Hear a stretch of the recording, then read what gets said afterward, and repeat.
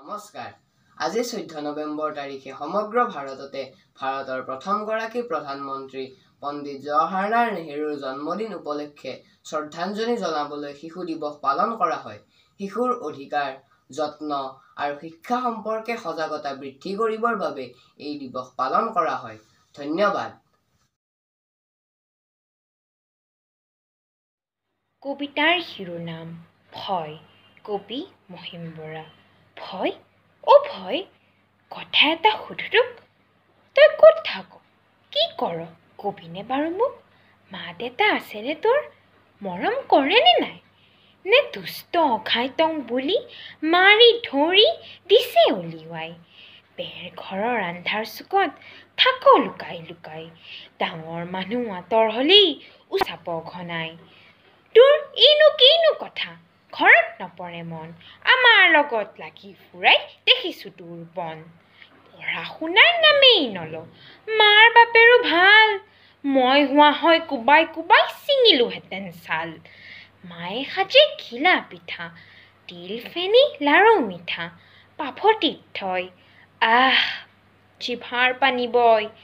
মাহঁত থাকে ঘৰৰ কামত, কেনে মজাৰ জুতি, তইহে মাথোন কপাল শোৱা তেনেই কৰ মাতি। ধন্যবাদ।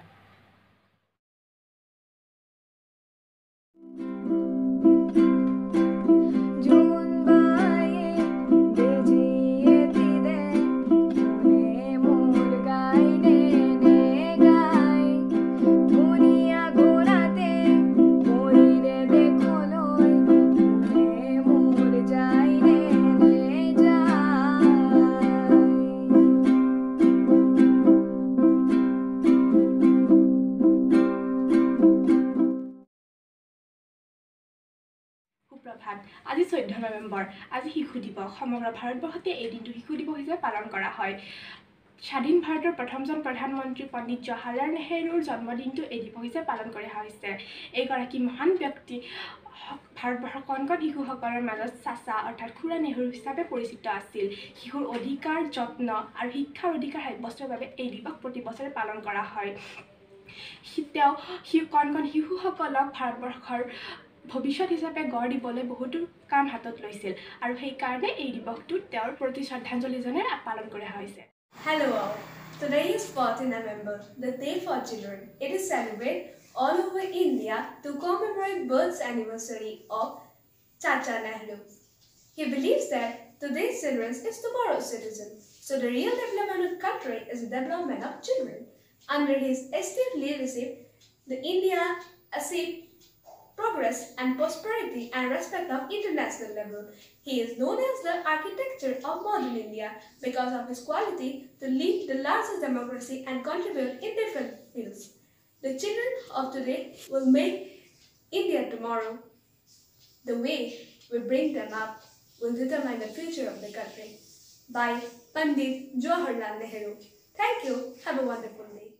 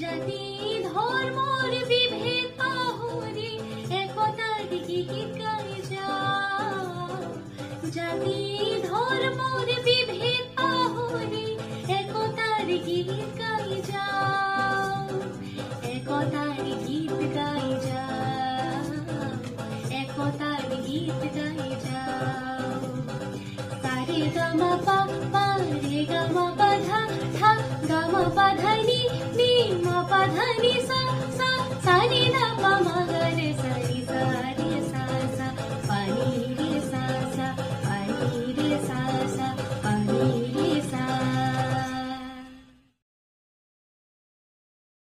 মই আবৃত্তি কৰিবলৈ ওলোৱা কবিতাটিৰ নাম হৈছে ৰ'দালিয়ে ৰ'দ একন্দে।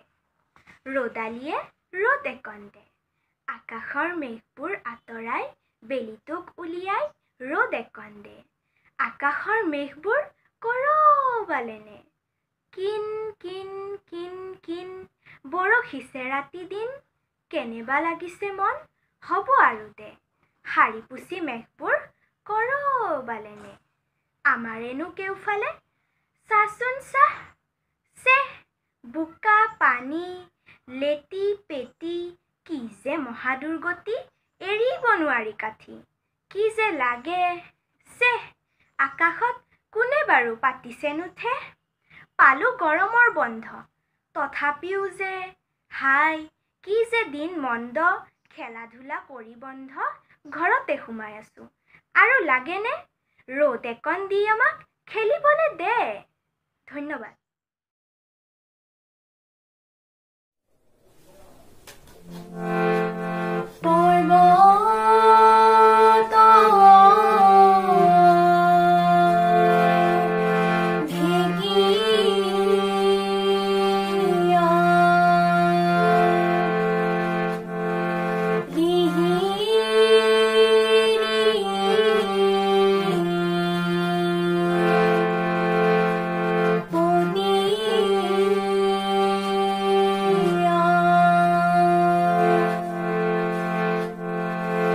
বতাহতে